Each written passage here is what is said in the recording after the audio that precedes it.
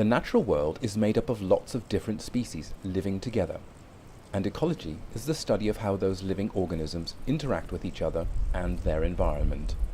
Understanding the rules by which communities of organisms exist together is a key focus of ecologists, and they have traditionally used a tool called the null model analysis to study how species coexist.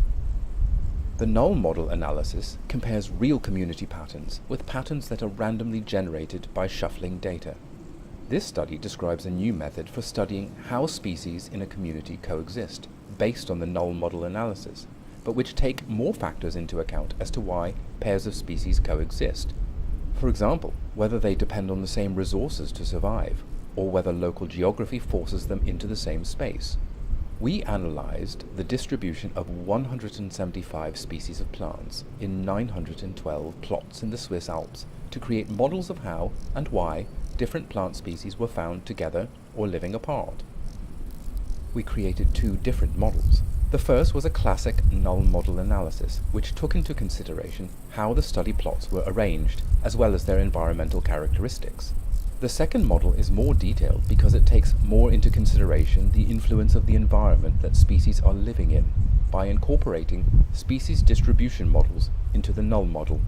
Species distribution models are mathematical tools for calculating species' relationships to their environment, such as climatic and geologic conditions.